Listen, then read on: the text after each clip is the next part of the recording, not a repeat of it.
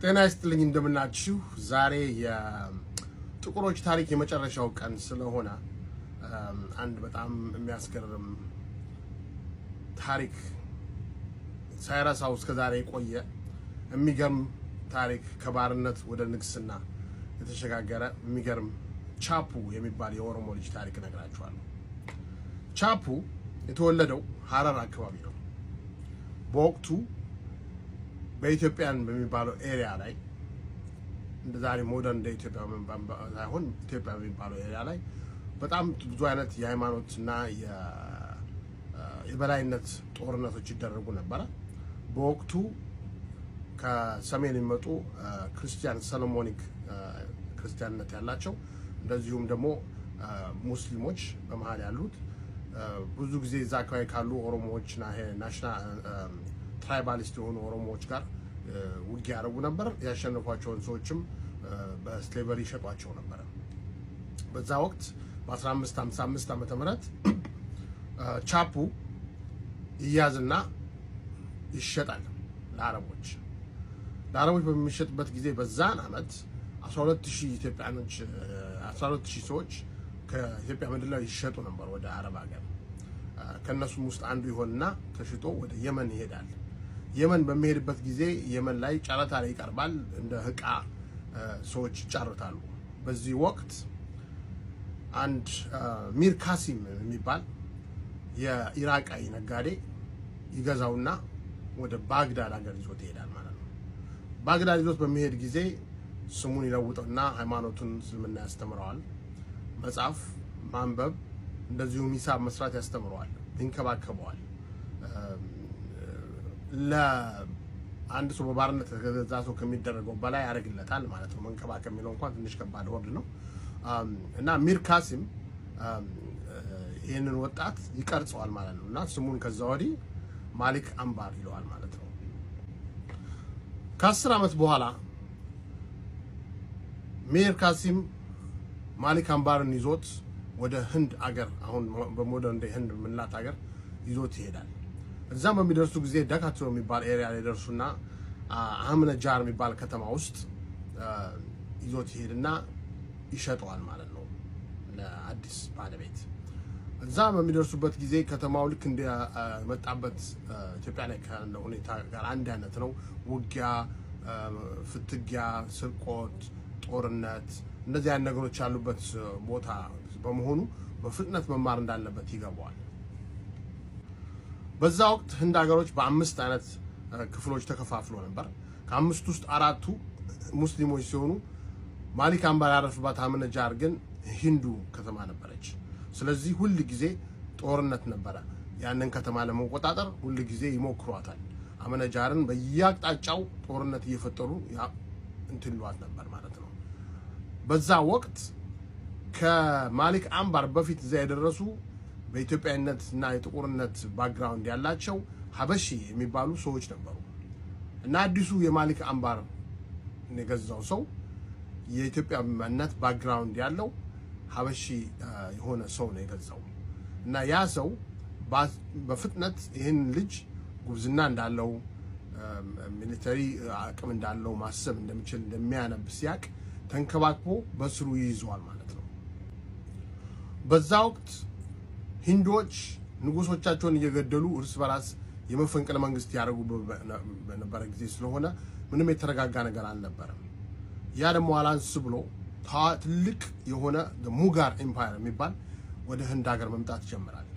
እነዚህ ሙጋር ኤምፓየር ሁሉን ነገሮች ኮንከር ለማድረግ የተዘጋጁና ኃይለኞች ነበሩ በወቅቱ። አዲሱ ሀበሺ የማሊክ አምባር ባለቤት ስሙ ቺንጊዝ ካን ይባላል። ይሄ ሰው ከማሊክ አምባር ጋር ተመሳሳይ አይነት መልክ፣ ቀለም ያለው ማንነት ያለው ከኢትዮጵያ የመጣ ሀበሺ ስለነበረ ይህን ልጅ አጥብቆ ይወደዋል። ሁለቱ አንድ ላይ ሆነው የቺንጊዝ ካን አለቃ ደግሞ ሙርቴዛ የሚባል ንጉስ ነው። ሙርቴዛን ማገልገል ይጀምራል ማለት ነው ቺንጊዝ ካን። የቺንጊዝ ካን ደግሞ ተማሪው ታዋቂው ማሊክ አምባር ይሆናል ማለት ነው። ቺንጊዝ ካን በራሱ የሚገርም የራሱ ታሪክ ሊጻፍለት የሚችል ከኢትዮጵያ የመጣ ሰው ነው። ይህ ሰው ይህንን ወጣት ይዞ የጦርነት ስልት ያስተምረዋል። በስሩም አድርጎ ብዙ አይነት ጦርነቶች ላይ እንዲሳተፍ ያደርጋል። በዚህ ወቅት ማሊክ አምባር እዚህ ሀገር ላይ ባርነት ሊያቆሙ እንደማይችል እንደፈለገ ማደግ እንደሚችል ይገባዋል በህንድ ሀገር ላይ። ስለዚህ ጠንክሮ ይዋጋል ማለት ነው። ነገር ግን ቸንጊስ ካን እየቆየ ሲሄድ ሌሎች ሰዎች በምቀኝነት ለተነሱበት ንጉሱን ከዳ ብለው ያስገድሉታል ማለት ነው። ማሊክ ግን ይህንን ሲያይ በጣም ልቡ ይሰበራል። ነገር ግን ይሄ መጥፎ ዜና ከጥሩ ነገር ጋር ነው የመጣው። የሚቀጥለውን አንደኛ ይሄ የኦሮሞ ወጣት ነፃ ይወጣል ማለት ነው ከባርነት ባለቤት ውስጥ ስለሌለ።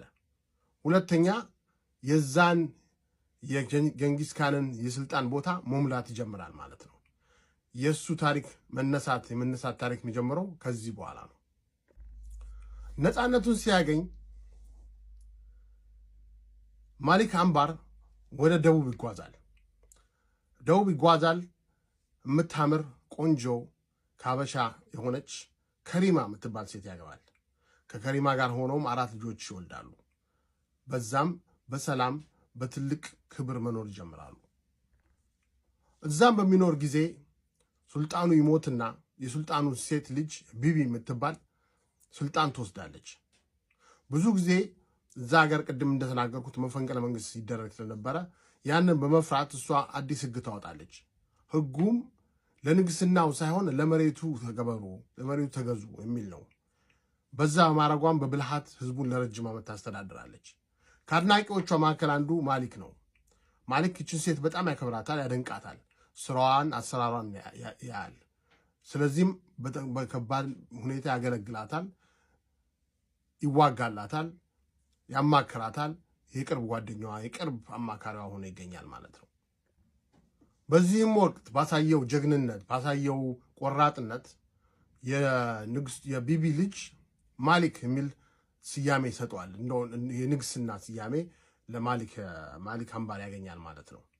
ይህንን ስልጣን ይዞ ማገልገል ይጀምራል።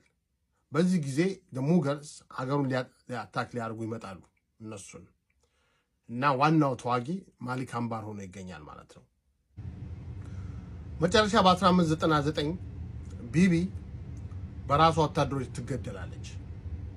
ይህ ሲሆን ግዛቷ የድካማነት ሲሰማውና ከላይ ያሉት ሙጋርስ መተው አገሪቷን ይቆጣጠራሉ። አገሪቷን በሚቆጣጠሩ ጊዜ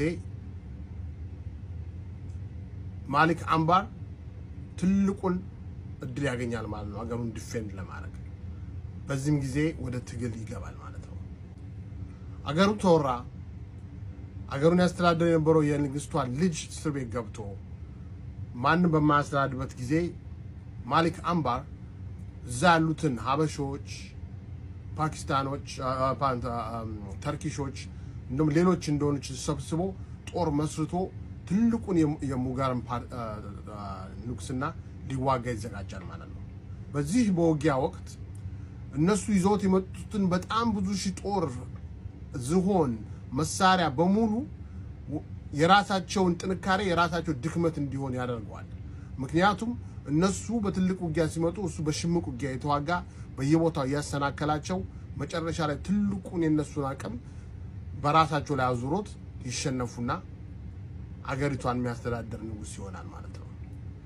ግን ነግሶ ህንድን ለመግዛት ካለበት የጥቁርነት አንፃር እንደማይቻል ሲነገረው እሱ የህንድ ዘር ያለው ወጣት ልጅ አምጥቶ በንግስና በማስቀመጥ አገሪቷን በእጃዙር ሲመራ ይኖራል ማለት ነው።